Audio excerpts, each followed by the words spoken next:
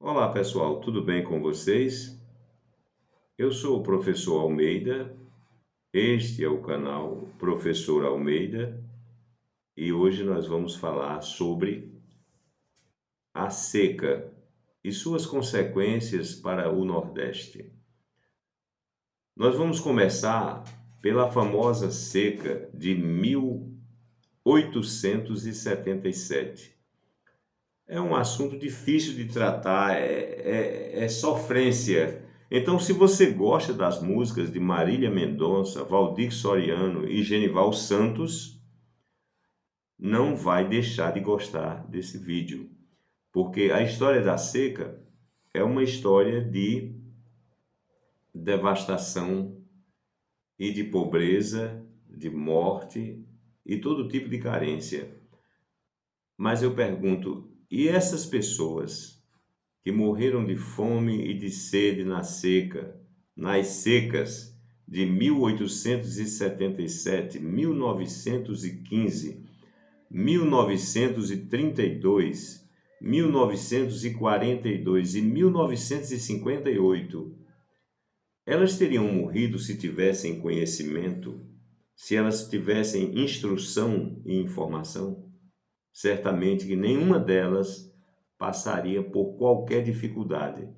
Então, assim como a pobreza e a favela são frutos da ignorância, muito mais do que das diferenças econômicas e sociais entre os estamentos sociais, a seca também era avassaladora, não pela condição climática, mas sim pelo desconhecimento de meios de informações.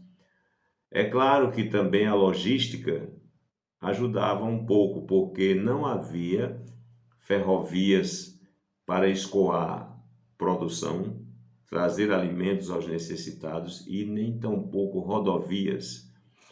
Então vamos começar por 1877.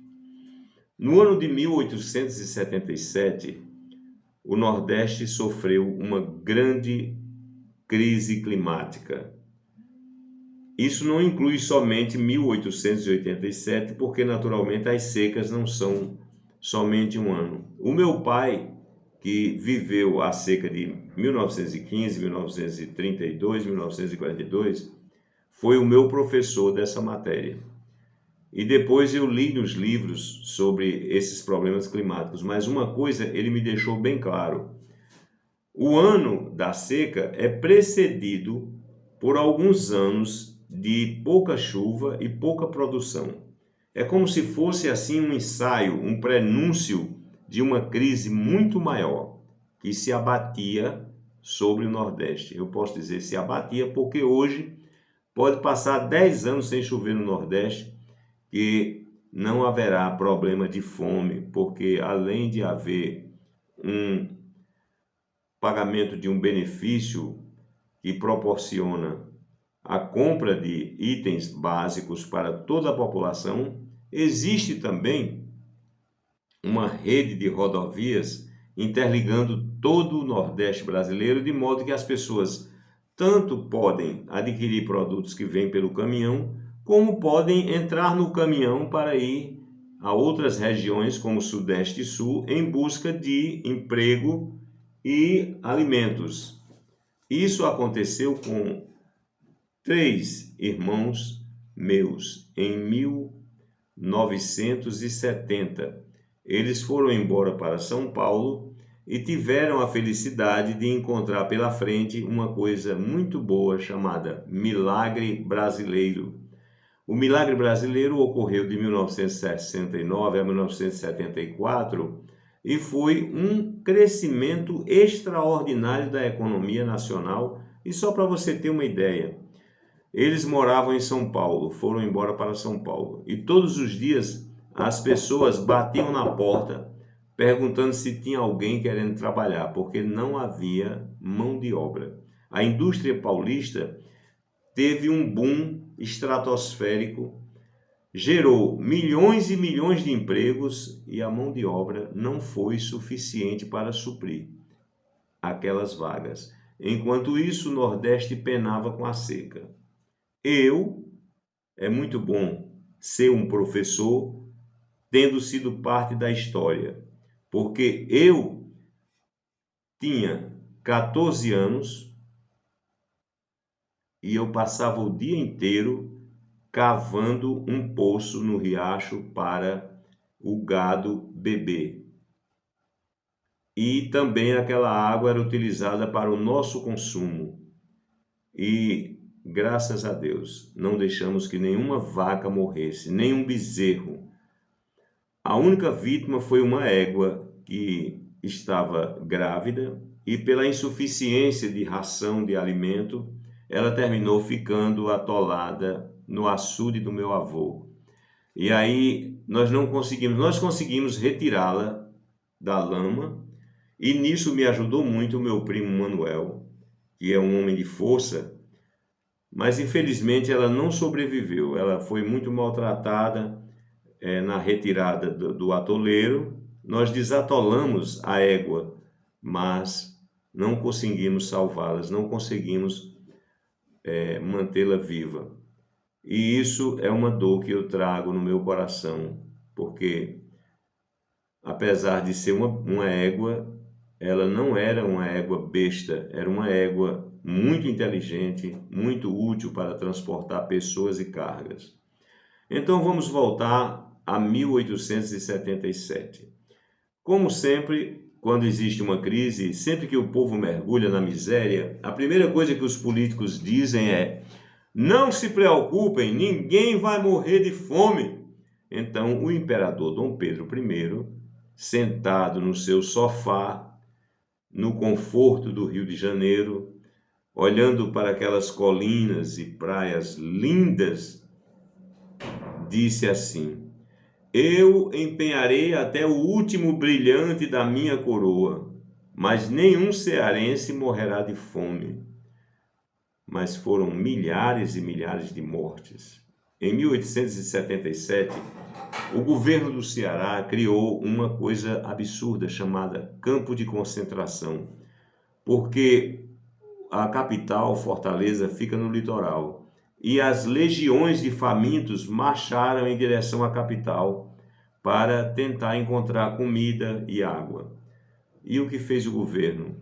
Colocou um tapete vermelho? Eles nunca colocam um tapete vermelho, eles sempre vão continuar nos enganando. Essa é a missão dos políticos, e os piores políticos do mundo estão aqui no Brasil. Então, Dom Pedro II, para não desonrar essa tradição histórica do Brasil, prometeu que empenharia as joias, mas ninguém morreria de fome. E então, é lógico, ele mandou que os navios carregados de alimentos chegassem a Paraíba, ao Ceará, ao Piauí. Mas você sabe o que acontece quando insumos, alimentos e dinheiro chega nas mãos dos gestores, dos políticos do Brasil? O que é que eles fazem? Eles desviam, eles colocam no próprio bolso. Empresas de sucesso no Nordeste, muitas delas foram criadas com o desvio de dinheiro público, com o desvio dos recursos públicos, alimentos que vinham para os flagelados. Então, o que aconteceu foi que milhares morreram naquela seca, os alimentos não chegaram até as mãos dos flagelados, os chamados retirantes da seca. Eles ficaram lá no campo de concentração, e aí o governo foi cavando covas e enterrando, e eles foram diminuindo até que finalmente chegou o inverno, o período chuvoso, que no Nordeste nós chamamos de inverno, mas que lá na Patagônia é gelo, no Nordeste é chuva. E aí, no Nordeste do Brasil. Então, pessoal, essa história que estou narrando para vocês é uma história que tem aqui apenas o primeiro capítulo, porque depois nós vamos falar sobre 1915, 1932, 1942, 1958 e a seca que eu vivenciei em 1970. Eu tinha 14 anos e olha só, em 1958 o governo fez emergência, projetos de emergência e frentes de trabalho para dar comida aos famintos da seca. E nessa época eu tinha aí 2 anos de idade. Eu contraí varíola e fiquei vacinado contra a varíola, porque eu contraí varíola. E assim a gente vai sobrevivendo e contando a história para vocês que estão aí agora assustados com a Covid. Eu não morri de varíola, mas milhares de cearenses morreram de varíola. Porque, como disse Charles Darwin, aqueles mais aptos sobrevivem. E eu estava apto para enfrentar aquele vírus. Se inscreva, curta, compartilhe, participe do nosso canal. Aqui a história é viva. Quem está narrando a história viveu aquele momento. E é bem mais prático ouvir alguém que vivenciou a história do que um professor que aprendeu tudo nos livros. Não quero lhe falar, meu grande amor, das coisas que aprendi nos livros. No caso, discos, mas pode ser livros. Então nós voltaremos para falar sobre todas aquelas secas. E se você realmente está a fim de aprender sobre a seca, nós vamos esperar por aqui.